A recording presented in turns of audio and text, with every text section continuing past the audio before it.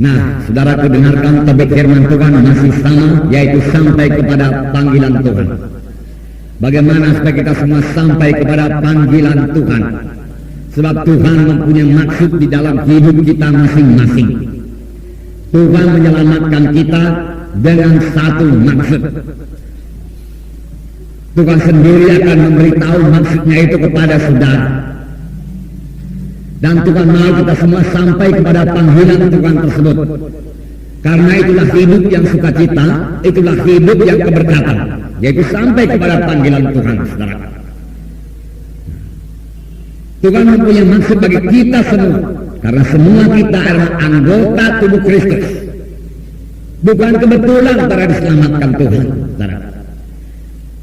Setelah terselamat, saudara menjadi anggota tubuh Kristus. Kalau anggota tubuh Kristus, saudara berada dalam tubuh Kristus, menjadi bahagian dari tubuh Kristus. Lalu sama sebagaimana tubuh saya ini, saudaraku, semuanya punya fungsi, saudara. Demikian tiap-tiap kita yang hadir ini, saudaraku, semuanya punya pelayanan, punya panggilan Tuhan, saudara. Panggilan Tuhan itu begitu indah di dalam hidup saudara, membawa berkat yang luar biasa, sukacita yang luar biasa, dan membawa hidup yang berarti bagi saudara. Nah, firman Tuhan kali ini, saudara, bagaimana supaya kita sampai kepada panggilan Tuhan tersebut, saudara. Nah, kita kembali lagi saudara kepada Filipi pasal 3 ayat 13 dan 14. Inilah ayatnya pada waktu itu.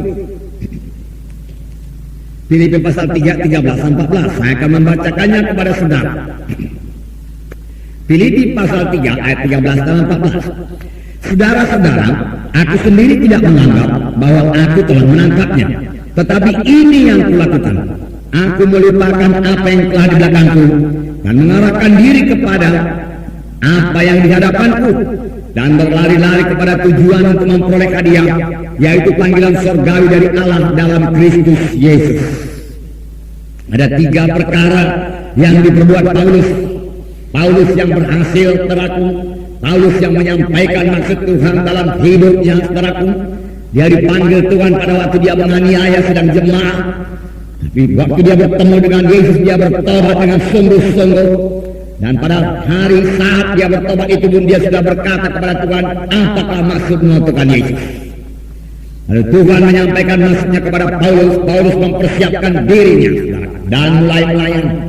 Dalam pelayanan ini, saudaraku, dikatakannya, ini setelah beberapa tahun melayani, penuh banyak dengan pengalaman.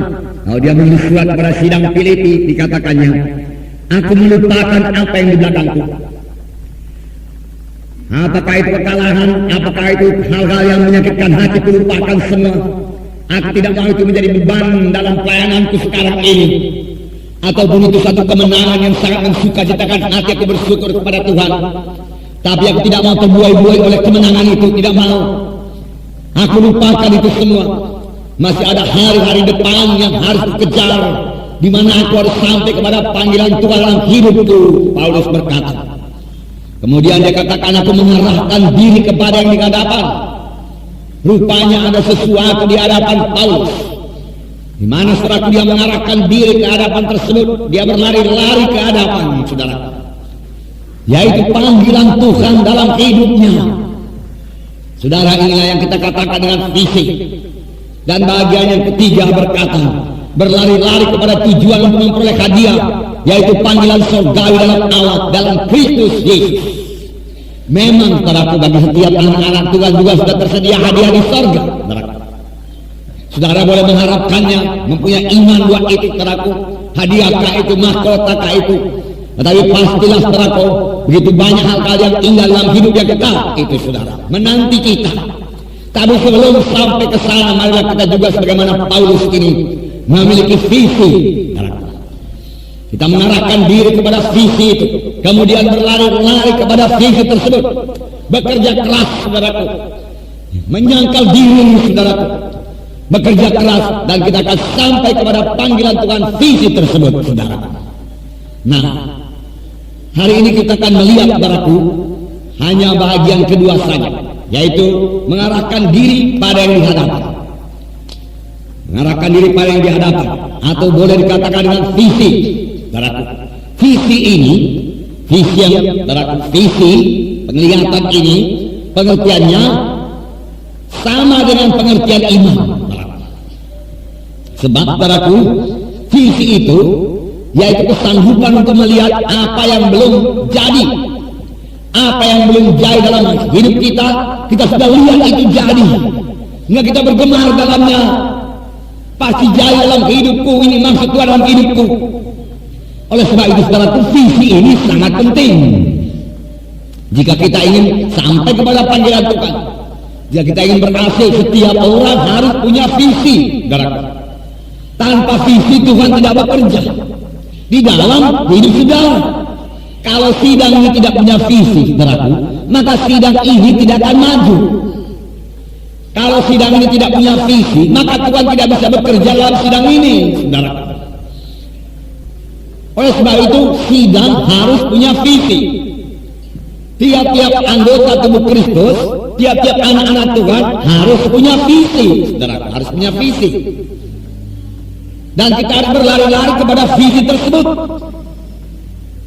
Tanpa visi Tuhan tidak bisa bekerja. Jadi Tuhan bekerja melalui visi. Tuhan bekerja. Itulah cara Tuhan. Ya, kita harus melihatnya lebih dahulu itu jadi.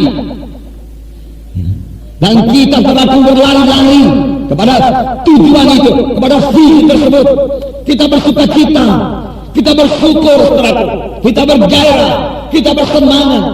Dan kita katakan pasti aku dapat, pasti jadi, pasti berhasil. Ini daripada Tuhan ini visi ini. Haleluya Tuhan, haleluya. Nah, saudara, lalu Tuhan membawanya pada kenyataan. Haleluya saudara. Nah, sungguh satu jalan saudaraku yang paling baik diberikan Tuhan bagi kita, saudaraku. Nah, di dalam saudaraku, Amsal 29 ayat 18 dikatakan, Amsal 29 ayat 18, di sini dikatakan, saya membacakan kepada saudara, bila tidak ada wahyu, maka liarlah rakyat. Berbahagialah orang yang berpegang kepada hukum. Bila tidak ada wahyu, bila tidak ada pernyataan dari Tuhan, atau bila tidak ada visi, maka liarlah rakyat. Maka liarlah anggota tubuh Kristus. Karena mereka tidak tahu apa mereka perbuat. Mereka pikir menjadi orang Kristen itu hanya kebaktian 1 kali seminggu. Sudah, di luar itu nggak ada yang lain-lain lagi. Di luar itu mereka hidup sebagaimana orang dunia. Mereka tidak tahu apa yang mereka kejar, mereka tidak tahu apa yang mereka tuju, saudara. Maka mereka menjadi liar, sudah. Oleh sebab itu perlu sekali visi. Berbahagialah orang yang berpegang pada hukum. Sesudah kita mendapat visi, saudara, kita pegang hukum Tuhan, kita pegang firman Tuhan, kita tidak melanggar firman Tuhan. Lalu hidup kita, saudaraku, berbahagia, berbahagia, saudara. Nah, di dalam Hosea 4 ayat 6 dikatakan, tanpa visi binasalah bangsa. Kalau tidak ada visi, binasalah bangsa. Jadi kita harus punya visi, ya, bertumbuh, bertambah hari rohani kita bertumbuh, saudaraku, ya, bertambah-tambah dewasa, bertambah hari kita bertambah memberikan buah kepada Tuhan, saudaraku. Tambah-tambah hari pengertian kita bertambah-tambah, saudaraku. Bertambah-tambah hari, saudaraku, kesehatan kita bertambah-tambah, saudaraku. Semua itu sampai kepada panggilan Tuhan. Bertambah hari kita bertambah-tambah diberkati Tuhan dalam bidang materi, karena semua itu janji Tuhan, saudaraku. Dan memang Tuhan pasti menggenapkannya. Langit bumi boleh berlalu, tapi firman Tuhan tidak berlalu. Firman Tuhan berkata, saudaraku. Nah, oleh sebab itu Tuhan berikan visi ini, Tuhan berkata, kejar ini, Tuhan berkata. Dan itu membuat doa kita tertuju kepada visi tersebut, saudara. Nah, dalam perjanjian lama ada satu contoh, saudara, yaitu mengenai Kejadian 15, mengenai Abraham. Abraham namanya pada waktu itu. Kejadian 15. Saya membacakan pada saudara ayat 5. Saya bacakan. Lalu Tuhan membawa Abraham keluar serta berfirman, coba lihat ke langit, hitunglah bintang-bintang, jika engkau dapat menghitungnya. Maka firman-Nya kepadanya, demikianlah banyaknya nanti keturunanmu, demikianlah banyaknya nanti keturunanmu. Lalu percayalah Abraham kepada Tuhan. maka Tuhan memperhitungkan hal itu kepadanya sebagai kebenaran. Saudaraku, ketika ini diberikan Tuhan kepada Abraham, Abraham belum punya anak, tetapi Tuhan sudah menjanjikan, saudaraku, dalam Kejadian 12, saudaraku, aku akan membuat engkau menjadi bangsa yang besar. Berarti engkau punya keturunan yang banyak. Itu Kejadian 12. Tetapi sampai pada Kejadian pasal 15, Abraham belum punya anak seorang pun belum. Dan Tuhan sudah berjanji. Bagaimana supaya janji Tuhan itu bisa genap? Saudara berkata boleh punya iman. Memang buku Ibrani berkata Abraham itu punya iman. Dia percaya sesuatu yang sudah mustahil kepada manusia tidak mustahil kepada Tuhan. Walaupun tidak ada jalan untuk percaya, Abraham percaya juga, sehingga hal itu diperhitungkan kepadanya menjadi satu kebenaran. Tetapi jalan imannya bekerja ini diterangkan Tuhan di dalam Kejadian pasal 15. Sekali pada waktu malam hari Tuhan membawa Abraham keluar dari kemahnya. Dan Tuhan berkata kepada Abraham, Abraham, coba itu bintang-bintang di langit. Abraham mulai menghitung. Dia sebenarnya nggak tahu apa maksud Tuhan menyuruh menghitung. Dia hanya patuh saja. Dan dia mulai hitung 1, 2, 3, 4, 5, 6. Seterusnya 10, 20, 30, 100, 200, 300, 1000, 2000, 3000. Tuhan luar biasa Tuhan. Ribuan bintang-bintang pada malam ini Tuhan. Jutaan Tuhan banyak yang tidak bisa kuhitung.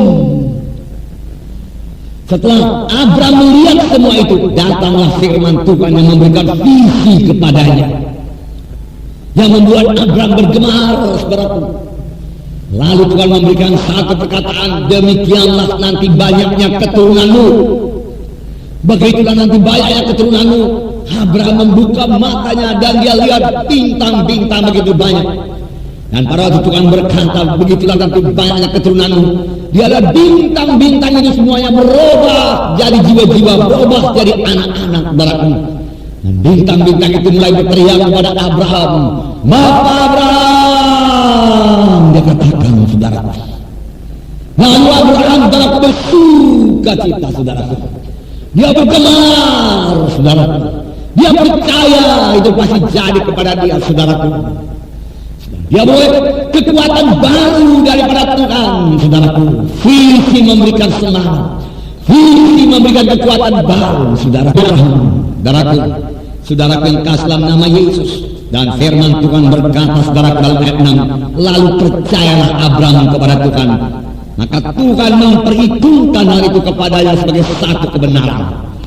Saudara, kalau saudara baca Roma pasal 4, saudaraku, hal tersebut juga dituliskan, saudaraku, yaitu Abraham percaya kepada Tuhan dan hal itu diperhitungkan kepadanya menjadi satu kebenaran. Roma pasal 4 ayat 22 dikatakan, karena itu hal ini diperhitungkan kepadanya sebagai satu kebenaran, diperhitungkan kepadanya, dijadikan kepadanya menjadi satu kebenaran yang pasti digenapi Tuhan, saudaraku. Inilah contoh visi, saudaraku. Nah, saudara terima kasih, dalam nama Yesus, melalui visi saudara memperoleh ajaib Tuhan. Apakah visi saudara, saudaraku? Oh, saudaraku, yang diberikan Tuhan kepada Abraham lebih, saudaraku, besar, saudaraku, daripada yang kita inginkan, saudaraku. Lebih ajaib, saudaraku, daripada yang kita visikan, saudaraku. Sudah pasti. Karena firman Tuhan buku Roma mengatakan, saudaraku, bahwasanya Sarah sudah sangat tua waktu itu, saudaraku. Dan tidak waktunya lagi, saudaraku, sudah lepas waktunya mengandung, saudaraku. Tidak mungkin lagi mengandung, saudara. Tetapi Abraham percaya, maka hal itu diperhitungkan kepada menjadi satu kebenaran, saudara. Dan kita tahu Ishak kemudian lahir, saudara. Itulah anak perjanjian. Lalu Ishak, saudaraku, beranakan Yakub dan Esau. Lalu Yakub beranakan 12 suku bangsa Israel. Jadilah satu bangsa yang besar, bangsa pilihan Tuhan. Tuhan pasti menggenapi janjinya, saudara. Saudara yang kekasih dalam nama Yesus, sementara saya akan beritahu kepada saudara visi sidang ini, saudara. Tetapi saudara juga harus punya visi. Sebenarnya visi saudara gunanya supaya visi sidang sampai, saudara. Misalnya visi saudara, bagi yang tidak punya pekerjaan, saudara punya visi, Tuhan itu mau bekerja, Tuhan. Berikan aku pekerjaan yang layak Tuhan. Saudara berdoa kepada Tuhan. Aku mau Tuhan membantu pekerjaanmu Tuhan. Pekerjaanmu butuh banyak dana Tuhan. Haleluya Tuhan. Aku percaya. Aku salah satu nanti pemberi dana kepada pekerjaanmu Tuhan. Haleluya. Saudara berdoa lagi besoknya. Saudara berdoa lagi sampai seminggu 2 minggu. Lalu pada suatu hari Tuhan berikan visi kepada saudara bahwa saudara akan dapat pekerjaan saudara. Saudara menjadi yakin sungguh-sungguh pasti. Haleluya. Oh sudah dapat. Lalu saudara mulai melamar saudaraku dan segera diterima saudara mulai bekerja saudaraku. Dan Tuhan mulai memberkati saudara. Jadi contoh visi saudara. Misalnya saudara yang sakit tubuh saudara punya visi. Dasarnya apa saudaraku? Yaitu firman Tuhan saudara. Karena firman Tuhan saudaraku berkata saudara yang kasih dalam nama Yesus, oleh bilur Yesus kamu sudah sembuh. Pada waktu pertama kali Tuhan memperkenalkan diri kepada bangsa Israel, Tuhan berkata, akulah Jehovah Rafa, akulah Tuhan yang menyembuhkan engkau. Saudara punya visi sembuh. Contohnya saudara, saya berikan pengalaman saya. Waktu saya terbaring di rumah sakit Cikini di Jakarta, mau dioperasi, dan dokter mengatakan harus dioperasi. Istri saya saudara mencoba bicara kepada dokter supaya jangan dioperasi, tapi dokter sudah brutal menunjukkan semua fakta-faktanya kepada istri saya, foto-foto semua, hasil pemeriksaan laboratorium semua. Dan dokter berkata kepada istri saya, ibu juga seorang dokter, inilah dia faktanya, maka suami ibu harus dioperasi. Saudaraku, tapi saya baca buku-buku rohani saudara tiap-tiap hari saudara. Buku-buku rohani mengenai kesemuanya kuasa Tuhan saudara. Lalu timbullah satu iman, timbul satu penglihatan kepada saya saudara. Timbul satu visi, saya sudah sembuh. Oh saya berangkat lagi ke desa-desa, sebab waktu saya melayani ke desa-desa saudara. Oh saya melayani saudaraku. Oh kami putar slide di desa. Saya lihat saudaraku jiwa-jiwa selamat. Saya lihat saya bicara di depan ribuan orang saudaraku. Saya lihat kampung-kampung berubah saudaraku. Saya lihat jiwa-jiwa selamat saudaraku. Ajimat-ajimat berhala dibakar semua saudaraku. Saya lihat dan itu menggemarkan hati saya, mensukacitakan hati saya. Saya tidak takut dioperasi saudaraku. Waktu istri saya datang saya berkata, saya sudah sembuh. Istriku saya sudah sembuh. Saudaraku singkat cerita saudaraku, saya memang tidak jadi dioperasi saudaraku dan saya memang sembuh. Dan itu pada tahun 75 dan sekarang tahun 95 dan sudah berlangsung 20 tahun lamanya. Dan selama 20 tahun itu visi yang saya lihat pada waktu itu sudah digenapkan. Dan sekarang Tuhan berikan lagi visi yang baru. Dan tiap-tiap tahun Tuhan berikan visi baru. Hal itu diperhitungkan kepada yang menjadi satu kebenaran. Apakah yang saudara lihat saudaraku? Apakah yang saudara lihat dan mulai bergemar dalam penglihatan itu, mulai bersemangat dalam penglihatan itu saudaraku, maka Tuhan akan memperhitungkan itu kepada saudara dari satu kebenaran saudara. Nah, banyak cerita visi saudaraku di dalam Alkitab saudaraku.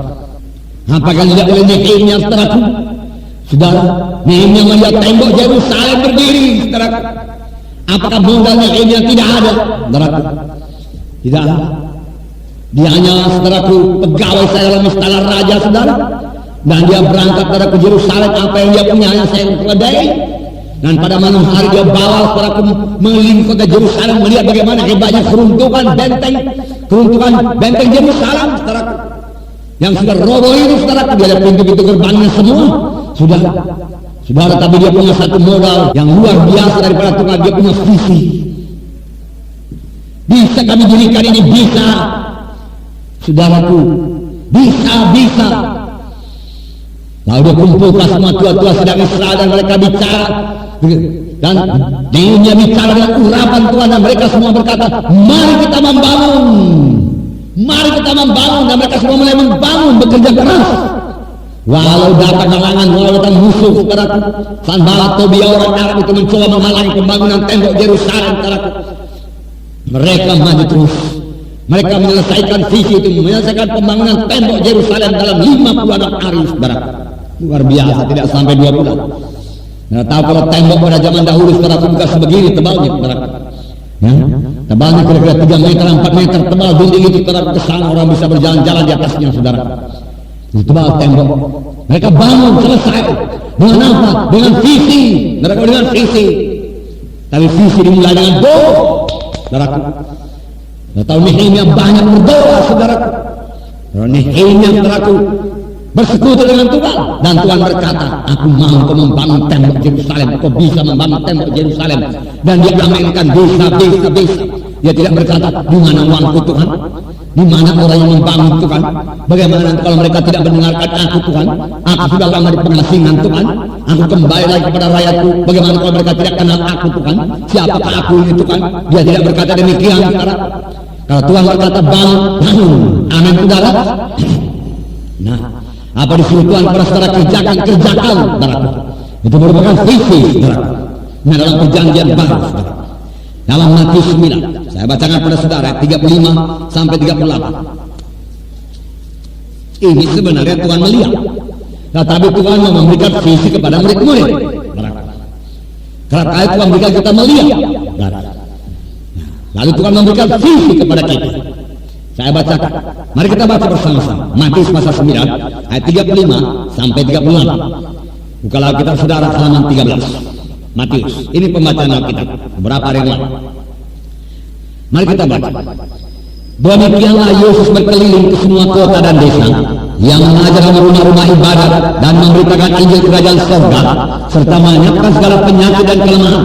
Melihat orang banyak itu, tergeraklah hati Yesus oleh belas kasihan kepada mereka, karena mereka lemah dan terlantar seperti domba yang tidak bergembala. Maka tanya kepada murid-muridnya, tuayan memang banyak, tetapi pekerja sedikit.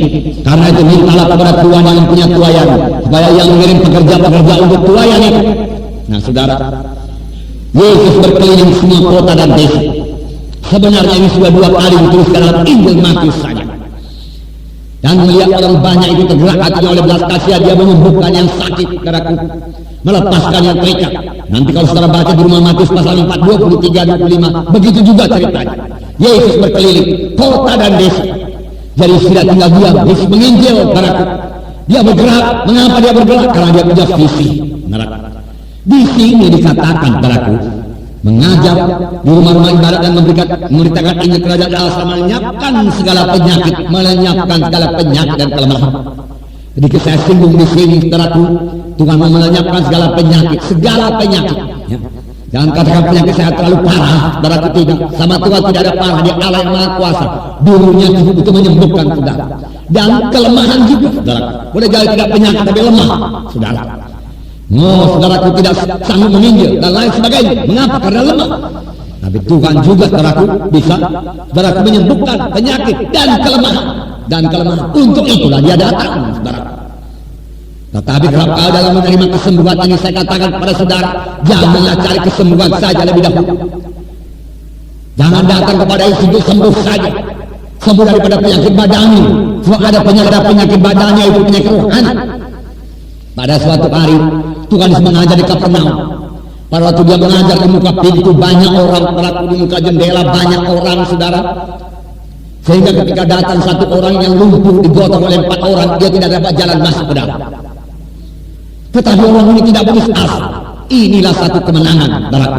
Tidak mundur, tidak putus asa, tidak menyerah, saudara. Dia tekun maju terus walau ada halangan-halangan. Saudara mau menerima berkat Tuhan, ada halangan atasi, jangan menyerah terus, saudara. Iblis tidak senang tidak selamat, saudaraku. Dia akan berusaha menghalangi saudara mencapai keselamatan itu, saudaraku.